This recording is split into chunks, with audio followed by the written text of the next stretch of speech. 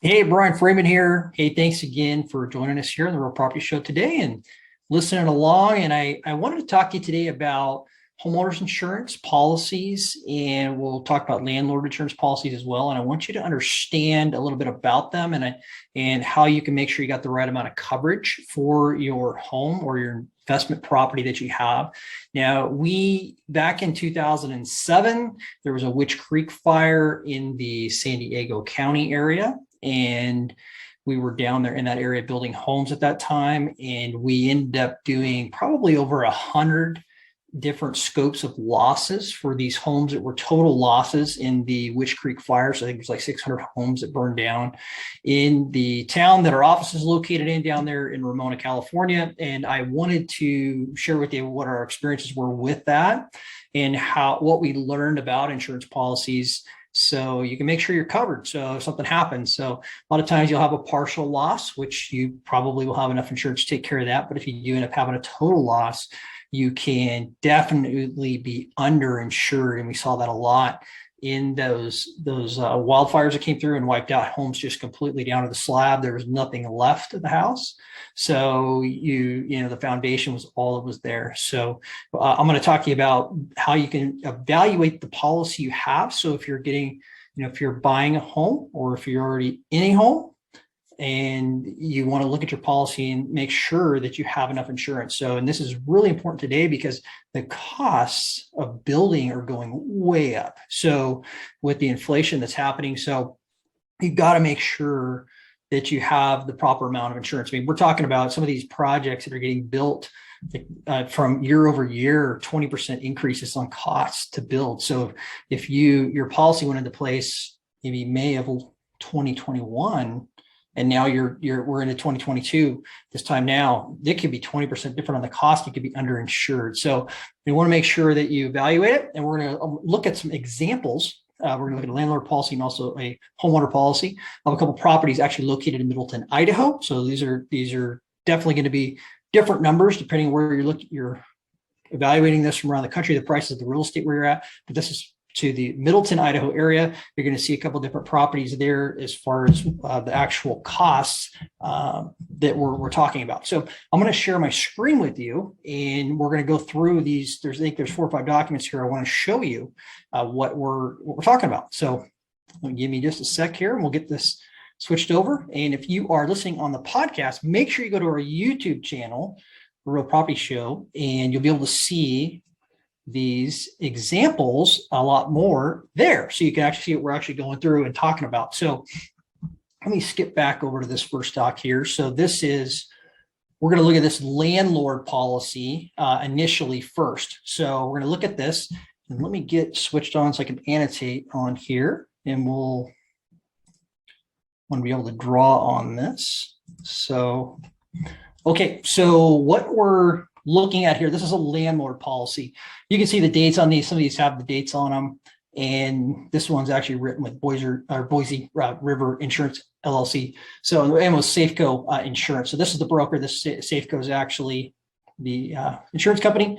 So, and this is a 12-month policy. So a landlord policy. Okay. So this is a dates from 9/16/2020 to 9/16/2021. I'm also going to show you as we go through here. I want you to see the increase. These are actually examples of this is why this is an older policy. I want to show you what's actually happening. Actually today, we had gone back to the insurance broker and asked them for updates on these particular properties. And you can see the increase, like how much it actually increases. Pretty crazy. And I'll show you that in a minute. But this particular policy back then, they have on these policies, you're going to see it's called a dwelling. You'll see it called as dwelling or coverage A. Dwelling is more of the newer term. Coverage A is kind of an older term, but coverage A is essentially, this is the base policy limit. So to this one particular home has $240,000 base policy limit, coverage A. So if you have a loss, they're going to pay up to that. It's $240,000 for the actual home, the structure of the home. So then you have a coverage B, which is other structures. So these are detached structures from the home. So these be like detached decks. This would be concrete flat work that's outside the house, or maybe a shed or your driveways, those sorts of things that are actually not attached to the actual house. So these are different different other structures that are not part of the home. And there's some technicalities going into that. You could actually have a deck ledger that's actually pushed up against the house, but not connected with screws. And that's considered an other structure because it's separated from the home. If it's, as soon as it has a screw into it going into the home, it's considered a actual part of the dwelling coverage A. So coverage A. So there's some technicalities to this, but for essentially this is everything is detached from the home. And then you're going to also, then the next thing here is going to have personal property coverage, coverage C. It's always a lot lower, mostly on anything. It's a landlord policy. If you have something that's fully furnished, you want to make sure you have more in here, but this is mostly saying that, hey, the actual person that the renter, the tenant is going to be having, they should have their own personal property coverage. Whereas you as a landlord, you might have washer and dryer in there. You may have a few other things in the home that possibly could need coverage for personal property, but your policy will be lower, or your coverage amount will be lower for this right here for personal property.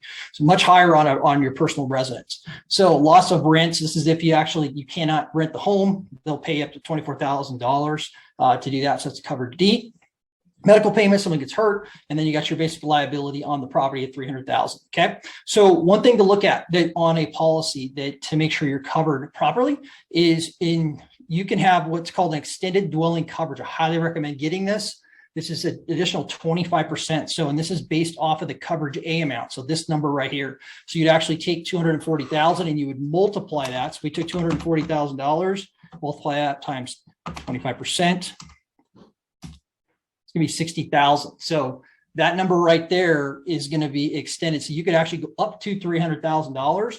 If let's say you got the bid back to build the house, complete loss in a fire, flood, whatever it was, comes back to you and you have a issue with you're over $240,000 to actually replace this home. So, and actually to correct myself, flood insurance is separate. So don't make sure if you have a small flood in your home, your insurance will take care of it, but you could potentially need flood insurance if you're in a floodplain. So make sure you don't misinterpret what I just said. So the 240 plus the 60 would be $300,000. So if your bid comes in over 240,000, they will go up to $300,000, adding an extra 60 if you have this 120 or this 25% extended coverage.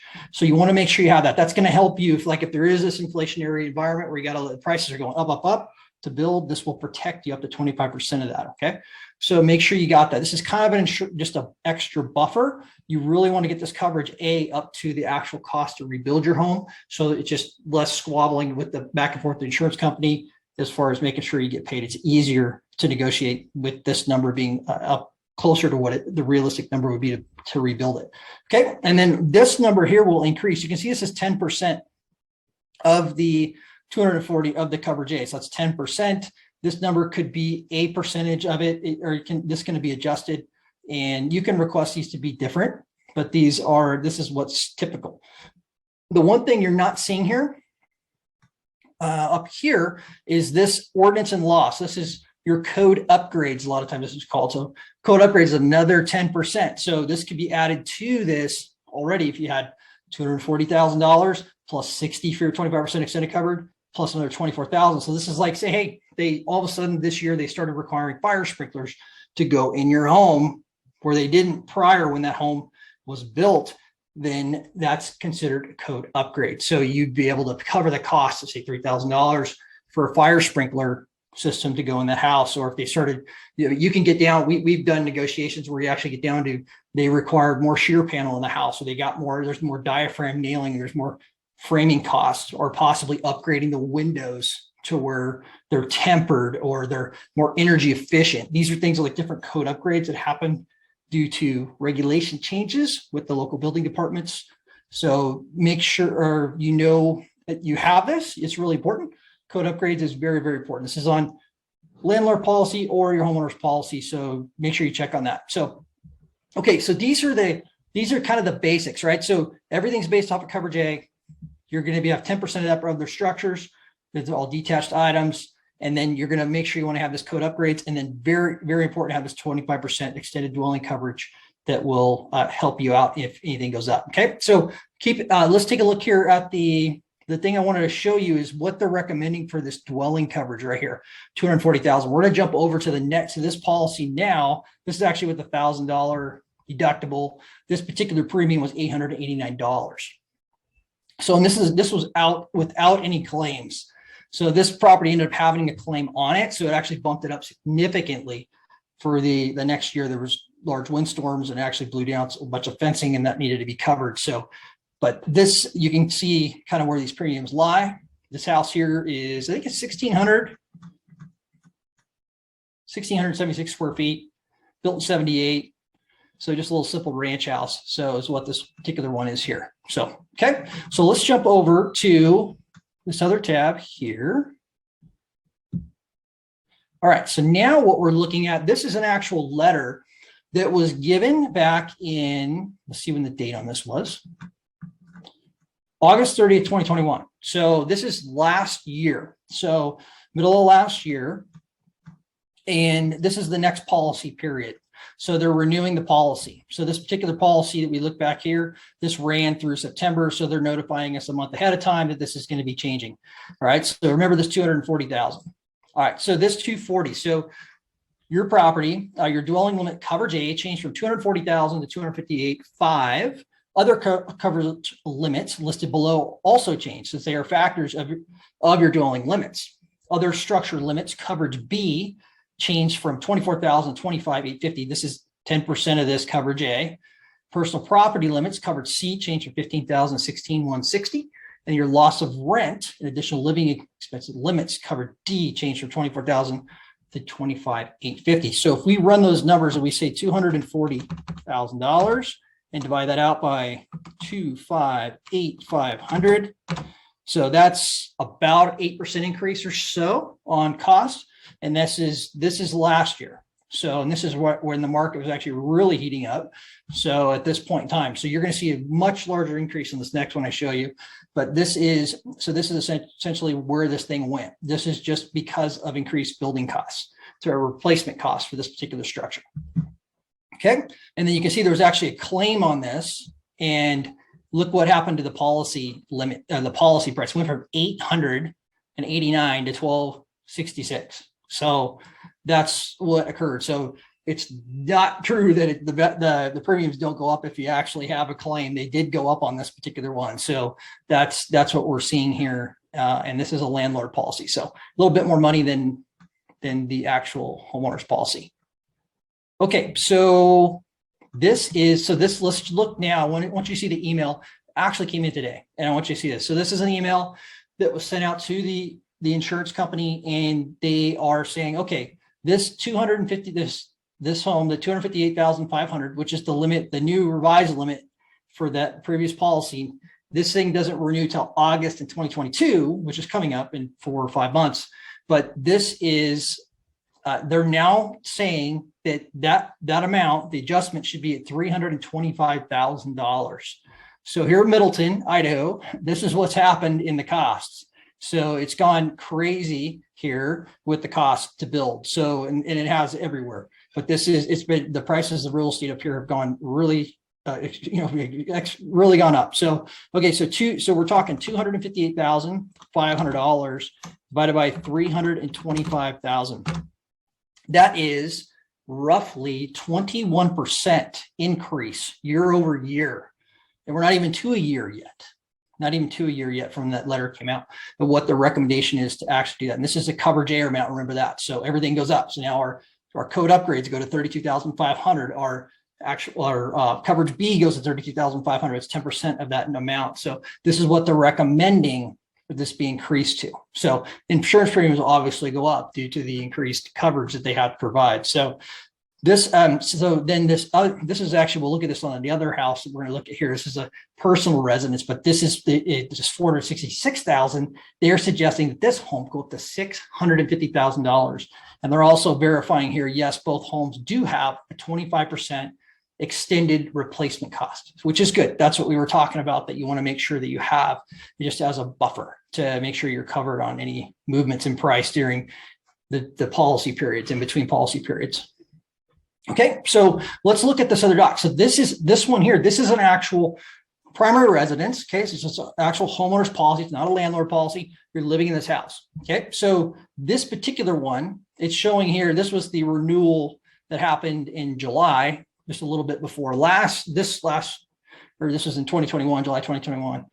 And it says their policy went up 5.5%. Okay, so 5.5 is what they recommended. I think the other one we said was closer around 8 or 9% that went up. But this particular policy, they're recommending that. So, and then this policy runs through July 2022. So the dwelling coverage A, it's written out a little differently, but it's the same thing. Coverage A, this is with Main Street America, I believe is who this insurance company is. And this is in Middleton, Idaho as well. So pricing that you're seeing here. So dwelling, $466,310 for the coverage A. And then you're looking at a premium that this is obviously discounted down here for a couple different reasons, but $466,310, that's what they're saying coverage A needs to be. Other structures, you can see again, this is 10%, which is our detached structures.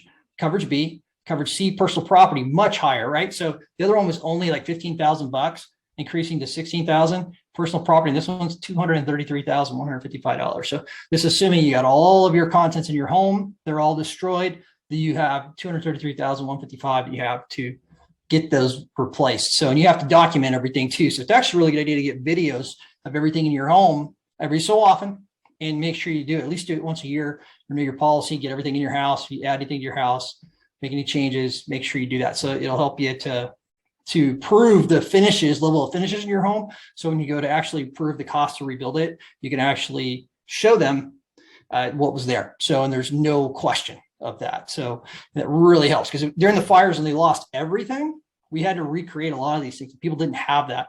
So it was tough. And they, fortunately, because it was a disaster, they paid out on it pretty well. But we had people that were way underinsured, that were hundreds of thousands of dollars short on building their homes. So that was a major problem. So they could avoid that by doing exactly what we're talking about here, evaluating what it's going to cost to build your home. And one thing before I forget too, is make sure you go to a builder. So talk to a builder and say, hey, what's it costing to build these days right here, right now? What could you build this house for? I need a number to verify that these insurance companies are actually right. So no one ever said, it's like, how do I know that her recommendation here of this going to 325 is accurate?